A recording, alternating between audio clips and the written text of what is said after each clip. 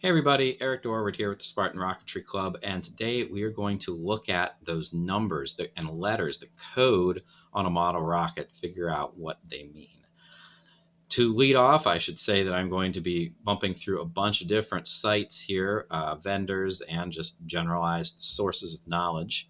So, all credit due to them. This is from Apogee, Tim Van Milligan's site, which is very nice. Lots of good stuff that you can read about there. Great repository of knowledge.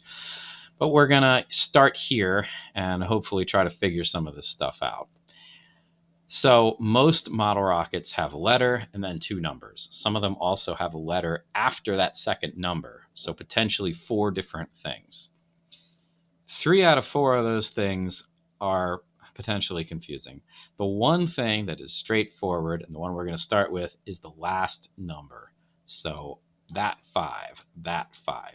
And as you can see here, that number represents the delay timer. So after the rocket burns out, so when it is just coasting and putting out the black smoke, there's going to be 5 seconds for this rocket between that time and the time the ejection charge goes off. So that's pretty straightforward. It's a number. It represents seconds. That's all there is to know. Now, for a C, an Estes black powder C6, you have 3 choices. You could get a C3, a C5, or a C7, a ejection timer. So why would you want to use one of these? Well, the middle of the road is good for your average rocket. The longer number is good for light rockets if you are intent on launching them into the lower ionosphere, and the short number is for heavy rockets. The reason why is because when you launch a rocket, it goes like this. The ideal time for the parachute to pop is right at the top, because that's the point at which the rocket is traveling the slowest. In fact, it could possibly be stopped entirely if it went straight up and is going to come straight back down. That's when you want the parachute to come out. One, because totally cool, you got it up to the maximum height, but also because at the point up here, you have the least dynamic forces acting on the parachute. If you were to pop the chute, say, here or here, the rocket is traveling fairly quickly still, and you could shred the chute. I mean, they're not indestructible. If you're launching your average model rocket, it's plastic with kite string attached to it. Not hard to damage. So ideally, you want to get it right at the top. If you are using a kit, they should tell you what delay to use, and don't ignore it. Like, oh, well, I've got a bunch of C67s and I'm going to launch a heavy rocket. You might end up with the ejection charge going off after the rocket is in the ground. So don't mess around with that. If this is a scratch-built rocket, you're going to have to calculate for yourself what ejection timer you need. Now, for the most part, you can probably just guess and pick the middle one. So your average rocket will be perfectly fine with a C65. If it's heavy, you want a shorter. If it's lighter, you want a longer timer. So that's timer. By the way, if you are in the advanced section and you want to use a composite rocket, those frequently you assemble yourself, and you have to make the delay yourself by using a little drill tool, which is well beyond the scope of this video, but just something to be aware of. All right, next is the power rating. That is the letter that comes first. So this letter tells you, basically, it gives you a ballpark for how much power you're going to get, which is total impulse out of the motor. As this cool little diagram indicates, as you go up a letter, you essentially double its power. So 2 A's is the same as a B, 2 B's is the same as a C. And if you want to go back 2 steps, then a C is 4 times as powerful as an A. Here's the problem with that. It's not entirely true. It's a good ballpark idea, but it is not 100%. So just to illustrate that point, here's Estes's page. It's all his rocket motors. I'm going to click on just one at random, but I want to see this thing. This is a big performance chart that Estes publishes of all their motors with all the numbers you could possibly want to know. And if you look for the first nice green section here, at least for the first half of it, you'll notice that Well, here's an A, and it's 2.5 Newton seconds of total impulse. To go up to a B, it's now 5. Great, that's double. To go from a B to a C, double that is 10. That's great. And double 10 to get to a D is 20. Lovely. The problem is, once you get past a D for Estes black motors, or black powder motors, it doesn't hold true anymore. So double 20, you would think an E would be 40, but it's not. It's 30. This one's even a little bit weaker. These are both 24 millimeter motors. These two E's are 29 millimeter motors, but they too are only 33.68. They are not 40. They are weaker than that. So in reality, here is the true number, what the true letters mean. It's a range. We're not going to worry about this. The right column here is in a foot pound or something, and it's in imperial. We'll just use metric because it's a lot easier to deal with, and it's actually what the letters are calibrated in to begin with. So each letter is a range. And you will find, especially if you go over to composite motors, like I have some composite Ds, they are not 20 Newton seconds. They are like, I don't know, 18 or something. So while it is a good rule of thumb that each letter doubles the impulse, it doesn't necessarily. It does for Estes black powders up to a certain size, but once you get beyond the standard length Ds, then it is no longer true, which is a bummer, but that's okay. Now, last but not least, we've got this number in the middle.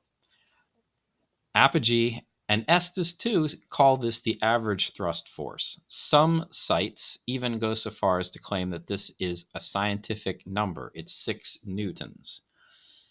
That is not true. It just isn't. And we can have a look over here at the formula or the data sheet again here, just to illustrate that point. So let's start with a B64, a great motor to be sure. It has 5 Newton seconds of total impulse, and it burns for 0.8 seconds. So to find the average, we would just divide those two. And if you do that, of course, you get, it's a little bit less. It's 25 over 4, which is 5.75. We get 5.75 newtons. And you could certainly argue, let's just divide that out. Yeah, 6.25. Sorry, did I do that right? Yeah, that's not right. It's 6.25. Yeah. Anyway, regardless of what the number is, it's not 6. It rounds down to 6. That's delightful, but it doesn't hold true for other ones. So here's an A103. This is a 13 millimeter motor. It has 2.5 Newton seconds of total impulse. It burns also 4.8 seconds. And it should be pretty obvious. This is half of that, so it's going to be half, right? So it should be 3.125. That is not 10. It's not even close to 10. So that 10 does not mean average. It can't. And this holds true for a lot of Estes models. So it is not the total or the average impulse. It's also not the maximum thrust. So in other videos, I've generally referred to that first number as being a representation of like the maximum thrust. And that's not literally true either. So an A103 is not putting out 10 newtons of maximum thrust. It's putting out 13, as it turns out. And in fact, most of these, not all of them, the number is bigger. So like the B64 is putting out 12 newtons of maximum thrust, not 6. You can, however, you can think of that number as a representation, but not an exact representation of the total thrust. So here is an an A3-4. It only puts out 6.8. So that's about half the total or the maximum thrust that this motor puts out, or that the 10 puts out. And it's a 3. So really what you can do with those numbers is make comparisons. Now, ultimately, the number is kind of like a trademark name. It doesn't really mean it. It's like Dr. Pepper's not really a doctor, right? It's not, that number doesn't represent an actual scientific fact. It's like a brand name to tell you what to expect.